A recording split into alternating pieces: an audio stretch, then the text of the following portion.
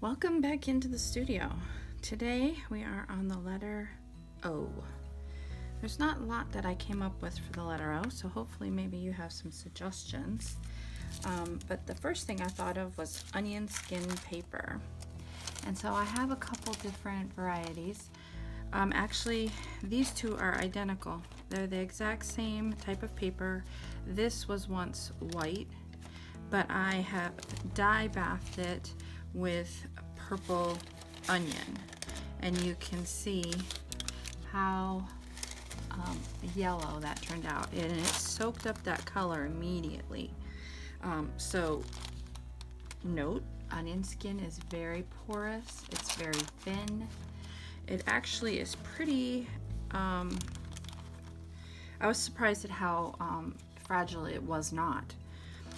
This is also onion skin. This is an older version of onion skin. It's very fragile, very thin, but this is an antique piece, and it is in this teal color, but you can see the edges have aged.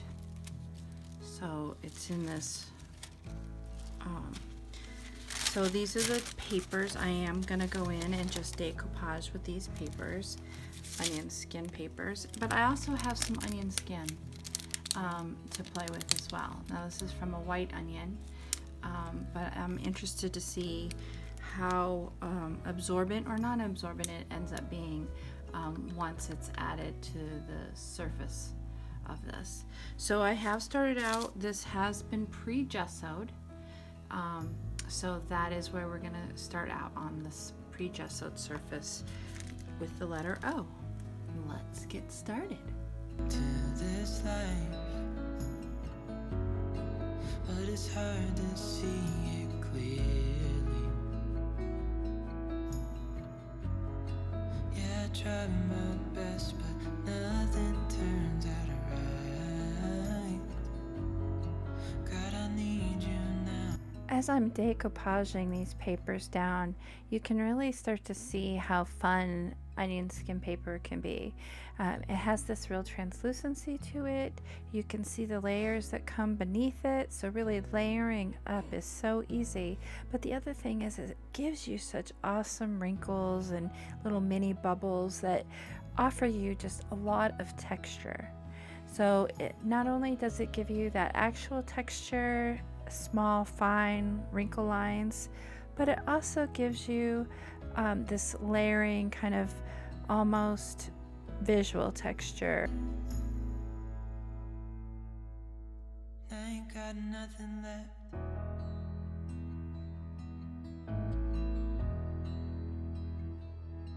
Nothing left. Nothing left.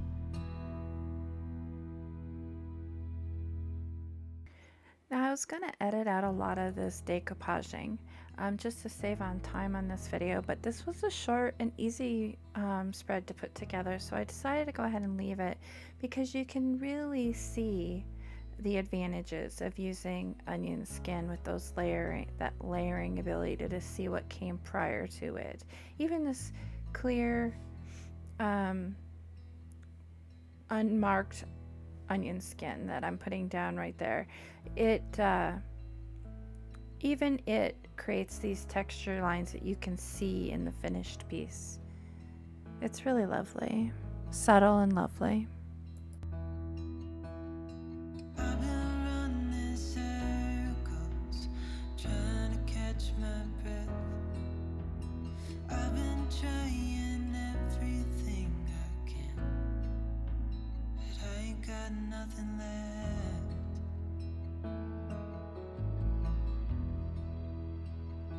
I've been staring at the ceiling, I've been staying up all night. Everything I ever worked for vanished in the blink of an eye.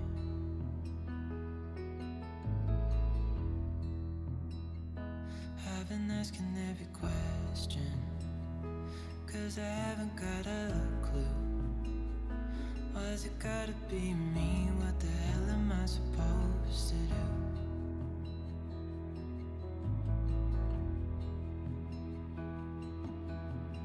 I've been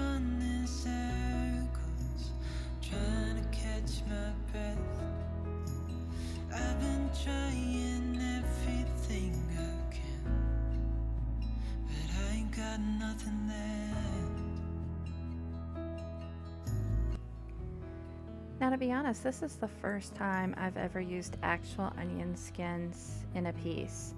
And so I did start off with the white. I didn't attempt any yellow skins or any purple skins because I felt it might lend itself better to receiving ink or paints or whatever I threw at it, really.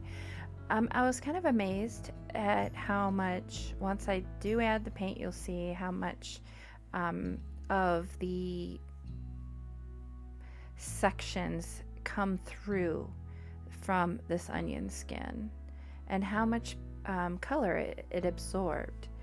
Until that point in time, you really can't tell much, although it is. Here you can see how translucent it really is, but because you can see the onion paper that's below it coming through. So it's really interesting, kind of fun to play with. I've been trying everything I can. I ain't got nothing left.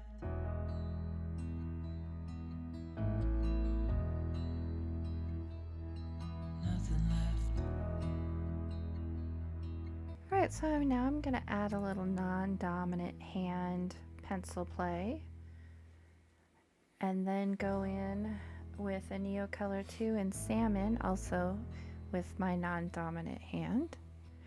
By using your non-dominant hand, what you're doing is actually a couple things. One, you're really loosening yourself up, and it's a great way if you feel like you're struggling and you're kind of got into your head too much. This can help you take you out of your head. Stop being so precious about things that are happening on the surface of your paper, and it really can lend itself well to loosening you up. Nothing matters, so I cry instead.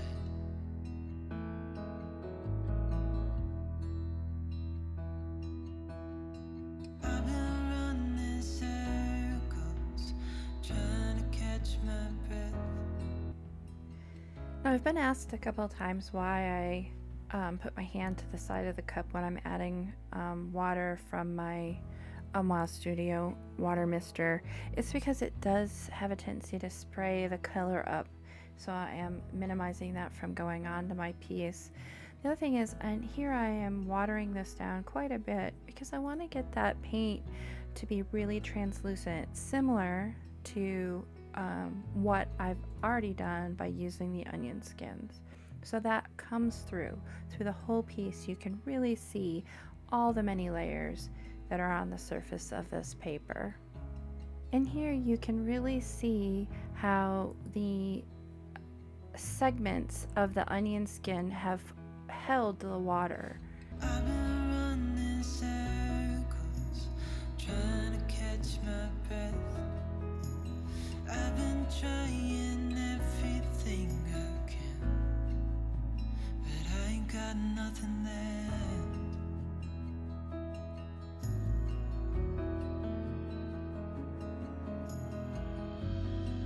And I know there's so much more to this life, but it's hard to see it clearly. Yeah, I try my best, but nothing turns out right. God, I need you now so dearly. So this is a white glassine envelope, or pocket in this case, and a tag. In everything I can, but I ain't got nothing left.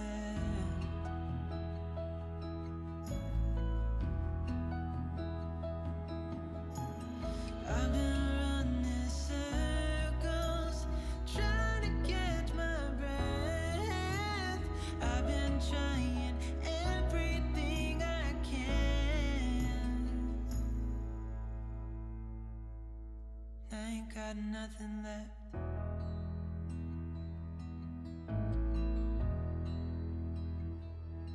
Nothing left. Nothing left.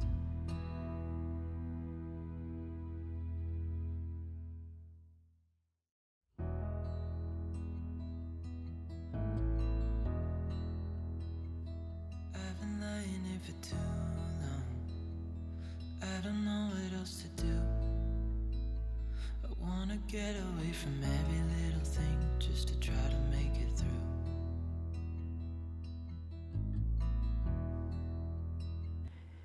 Now I'm going to go in and try and make that pocket become more of the background I applied it to. So I'm just going to go in with a little gesso, a little of the color, just to try and pull it back into that surface a little bit more. And I'm going to take the paper that I've been using as my underpaper and use a 1.5 inch EK Success circle punch and then a 1 inch punch and create my O out of that underpaper. I've been staring at the ceiling. I've been staying up all night. Everything I ever worked for vanished in the blink of an eye.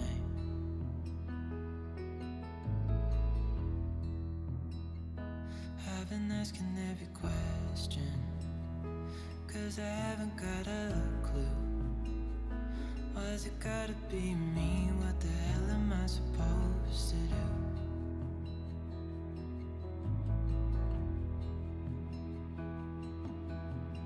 I've been running circles, trying to catch my breath.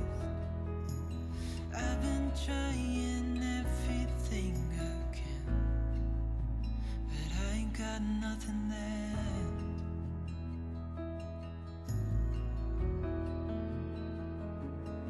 I don't know if you've discovered these Plaid color shift paints, but they're awesome. This is the Aqua Flash, and these color shift paints are translucent, and I don't know if you've noticed, but nearly everything I've gone into this layout with has been translucent in some way.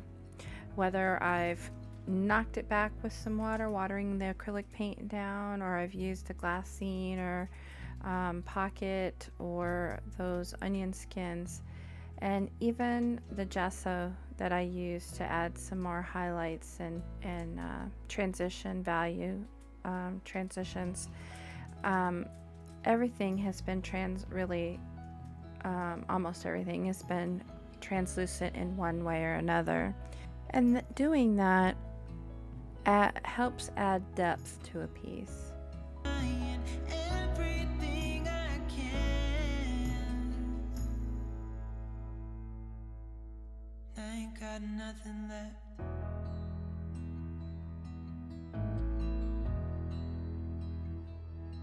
Nothing left. Nothing left.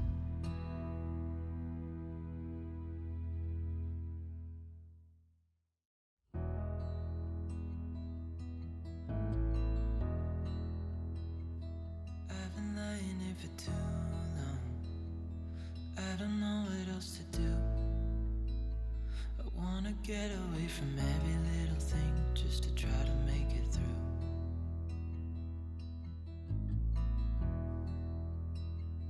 I've been thinking about my options, every detail in my head.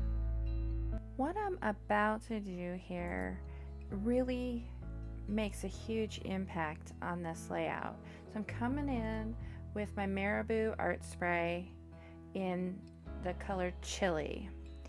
And I know you've heard me say this before, but Marabou has one of the best art sprays out there. They are light fast, so they will not, they'll stand the test of time. So you can use them on your art pieces that you sell, stuff that's going to be out in the sunlight. And it really makes a pop of color on this piece. It brings some warmth in here. It really pulls it together. And I apologize, but it seems like I've lost some footage of this layout where I go in with the black Stabilo All and just do some circling. Thanks for joining me as we work our way through the alphabet of textures, one letter at a time. Like this video if you do, subscribe if you haven't.